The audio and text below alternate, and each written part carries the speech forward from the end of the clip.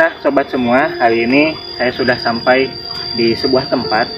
Lokasinya itu ada di sebuah hutan kecil, ya, di pinggir dari pemukiman warga, ya. Ini lokasinya itu di Tasikmalaya Selatan, ya. Dan di belakang kita, ya, di belakang saya ada sebuah pohon, ya. Ini adalah pohon teh, ya.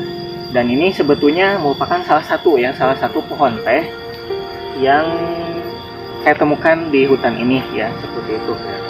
Nah, jadi mungkin kita beranggapan, ya, mungkin sobat semua beranggapan bahwasanya di Tasikmalaya, ya, kawasan yang terkenal sebagai pusat perkebunan teh gitu, ya, di masa lalu ataupun di zaman sekarang, ya, itu Taraju, ya. Kalau seputar teh pasti kalian taunya itu Taraju, ya. Padahal dulu tempat ini juga dikenal sebagai pusat dari perkebunan teh, ya. Dan di belakang kita ini merupakan salah satu, ya, dari pohon teh yang memang mungkin ini merupakan pohon teh yang tersisa, ya, yang ada di tempat ini, ya. Jadi hari ini kita berada di bekas dari perkebunan teh Palahlar, ya, Karangnunggal, Kabupaten Tasikmalaya. Nah, jadi kalau dilihat dari fisik, ya, fisik dari pohon teh ini, ya, ini batangnya ini lumayan besar gitu, ya. Ya, bisa dikatakan ini sisa, ya, salah satu sisa dari pohon teh yang ada di perkebunan Palahlar, ya, seperti itu. Jadi sobat semua, nah mengapa sih pohon tehnya itu seperti ini gitu, ya, malah jadi pohon di tengah-tengah hutan gitu kan, seperti itu, ya. Dan kalian bisa lihat, ya, di sini secara fisik ini tingginya itu hampir 2 meter, ya. Jadi dibiarkan liar, ya, seperti itu. Nah, mengapa pohon teh ini liar? Karena memang perkebunan teh Palahlar sendiri itu sudah tidak ada, ya. Jadi hanya tinggal cerita, dan itu merupakan salah satu perkebunan teh terbesar, ya, di Tasikmalaya Selatan, ya, di Karangnunggal, ya. Perkebunan teh ini sudah ada, ya, itu sejak tahun 1904, ya. Jadi Belanda merintis perkebunan teh di Tasikmalaya Selatan, lebih tepatnya di Palahlar, Kabupaten Tasikmalaya ini, itu 120 tahun yang lalu, ya, seperti itu, ya. Nah, ini kita tinggal mengetahui jejaknya saja, ya. Perkebunan teh Palahlar ini, ya, diberi nama oleh Belanda itu adalah Landen aan de Zuid, ya, seperti itu, atau negeri dari selatan, ya, seperti itu. Dan perkebunan ini mulanya itu dikelola oleh pengusaha Belanda, tapi kemudian nanti itu dibeli oleh sebuah perusahaan berkebangsaan Inggris, ya, yang punya cabangnya di Subang, ya. Dan bahkan Subang itu dijadikan sebuah negeri, ya, oleh perusahaan tersebut, ya. Itu adalah perusahaan Pamanukan NC Asem Landen, ya, seperti itu. Dan tentu sobat sejarah mungkin tahu, ya, tentang negeri Subang ini, ya. Nah, negeri Subang ini membeli beberapa tanah di luar Subang, ya, seperti itu, jadi cabangnya, ya. Dan diantaranya adalah Palahlar ini, ya, seperti itu, ya. Nah, mengapa sih perkebunan ini itu dinamakan Palahlar, ya? Jadi cerita dari para sesepuh dulu itu menceritakan bahwasanya di sebelah sana, ya, jadi itu di lokasi pabrik, ya, yang sekarang menjadi lapang bola karena lokasi pabriknya sudah tidak ada. Dulu itu katanya ada pohon Palahlar, ya, pohon kayu besar, ya, seperti itu. Dan itu merupakan salah satu pohon langka sebetulnya, ya. Tapi sekarang jejaknya sudah tidak ada, ya, seperti itu. Itulah alasan mengapa lokasi perkebunan ini dinamakan Palahlar, ya. Dan jejak dari perkebunan teh Palahlar ini hanya berupa cerita, ya, dan juga beberapa artefak yang setiap saya datang ke sini itu ada beberapa yang diketemukan, ya, seperti itu, ya. Kalau jejak-jejaknya hanya tersisa pondasi, seperti di sebelah sana itu kan ada gedong tongoh gitu, ya, karena lokasinya ada di atas di tongoh. Tongoh itu di dalam bahasa Sunda itu artinya atas, ya. Lalu di sebelah sananya itu yang sekarang menjadi lapang bola itu dulunya itu bekas pabrik terbesarnya, ya, seperti itu, ya.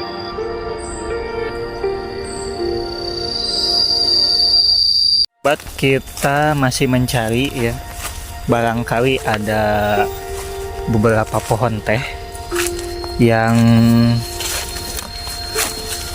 wujudnya lebih tua dari pohon teh yang tadi kita temukan.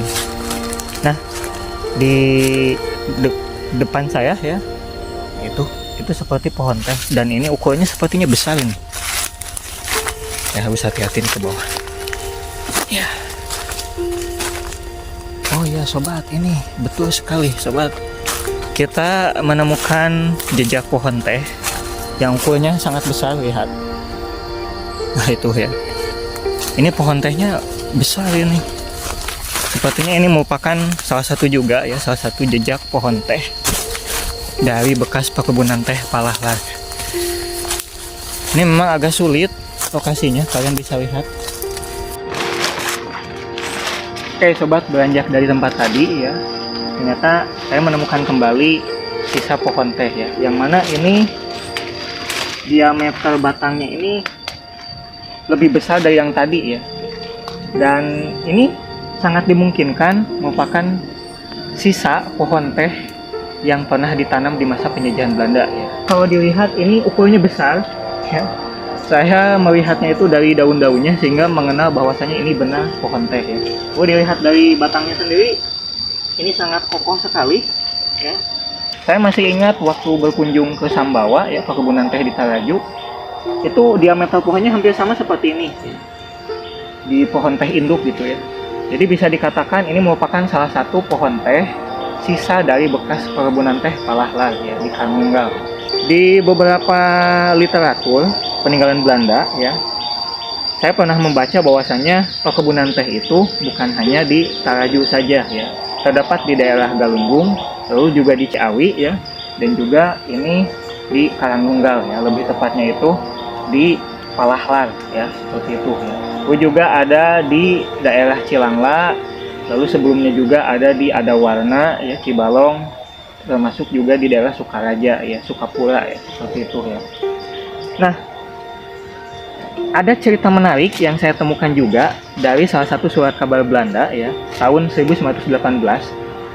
Dulu itu ada seorang warga ya, warga asli atau penduduk asli Karangnunggal, mempunyai seekor kuda ya, yang mana kudanya ini ngamuk lalu memasuki kawasan perkebunan teh Palahlar ya, yang mana merusak perkebunan teh Palahlar ya, seekor kudanya itu ya. Nah, administrator perkebunan saat itu ya, yaitu Tuan Weber, kecewa ya dan meminta ganti rugi ya kepada si pemilik kuda ini ya, sekian gulden ya, seperti itu ya. Nah, saat itu pemiliknya itu tidak punya uang sebesar itu gitu ya, sehingga sampai meminta bantuan kepada Wadana Karangnunggal ya. Tetapi tetap ya, administrator Tuan Weber saat itu ingin meminta ya ganti ruginya ya atas apa yang dilakukan oleh kudanya ini ya. Nah itu ya, itu peristiwa yang pernah terjadi di perkebunan Palahlar ya di masa penjajahan Belanda. Sekarang mungkin kita hanya bisa mengenal jejaknya itu melalui ceritanya, melalui artefak yang sering saya temukan ya ketika berkunjung ke lokasi ini ya, dan juga melalui pohon teh ini ya, yang sekarang masih berdiri tegak kokoh ya, tumbuh ya seperti itu, dan entah sampai kapan ya keberadaan pohon teh ini tetap akan lestari di tempat ini ya. Semoga video ini ya menjadi bukti bahwasanya dahulu ya di Karangnunggal, lebih tepatnya Palahlar ini sempat membawa kejayaan Kabupaten Tasikmalaya ke kancah dunia ya, ke Eropa ya, seperti itu melalui pucuk-pucuk tehnya.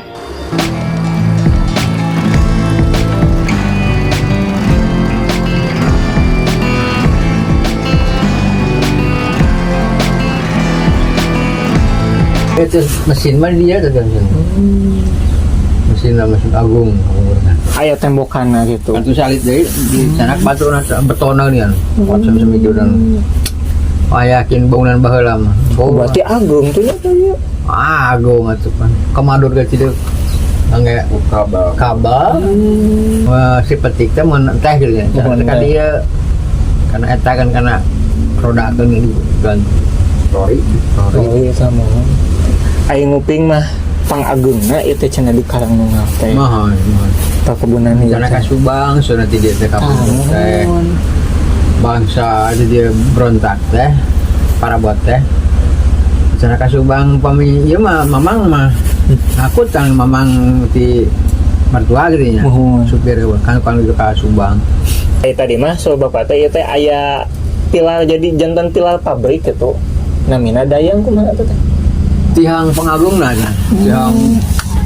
Tiang pabrik itu abang pabrik. Seperti si Dayang gitu. Dapan sursa puasa gitu ya. Si Dayang saya kami nongkrong bioskop teh di dinya cenah. Dapan pego ke Bogor macam. Mohon. Anu balu buruh ge anu ti Garut ti macam aja. Kadari penampungan anak mah ti Cilangla. Sikap ini sana ka dieu. Tampung dari dia. Berarti meureun Pak eta kan madurnya. Telah Cilangla geuning. Cilangla sikap ini semua. Kapinis. Oh berarti adana diolahna di dieu kitu Dia, ya. Berarti agung tuh nya kitu mah. Latek teh ka dieu latek teh mun karet ka dieu latek ti Cilangla teh si Madur ka dieu. Ya teh batas pabrik teh dugi ka palih mana papalih dia teh? Itu aja. Kayak gitu. Pembuangan gitu, pembuangan bangsa lebu-lebu ka ditu. Gitu. Oh iya naon teh belong. Mohon tah belong mohon gitu. Dekat dengan lapang bola Palahlan. Jadi ternyata ada sisa dari bekas pabrik teh Palahlar ya, peninggalan Belanda ya. Nah, di samping saya ini kata Pak Ijang tadi itu katanya fondasi bekas ruang mesin ya, seperti itu ya. Saya sangat terkejut karena ini fondasinya sangat tebal ya. Terus di sininya ini ada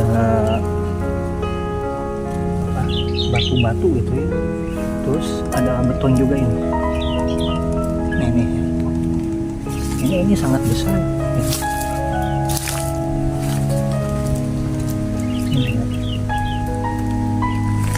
Terus di sebelah sana ini juga fondasi. Itu fondasi bangunan ya.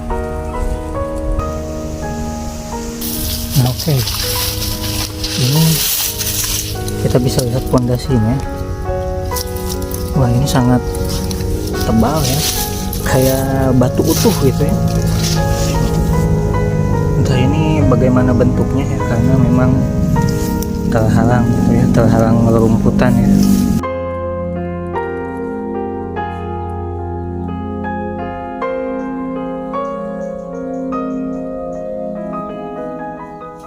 Ini adalah suasana sore hari di lapang bola Palahlar ya, Kang Nunggal Tasikmalaya. Dan di belakang saya ini dulunya pernah berdiri pabrik teh dan karet Palahlar ya, seperti itu. Dan sebelumnya tadi alhamdulillah kita telah menemukan jejak ya, sisa dari bekas bangunan pabriknya dan juga cerita baru dari penduduk sekitar ya.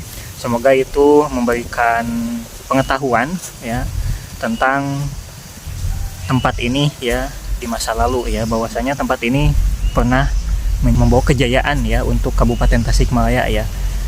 Nah, seperti itu ya. Itu saja mungkin untuk penelusuran kali ini. Selamat sore ya. Wassalamualaikum warahmatullahi wabarakatuh. Sampurasun.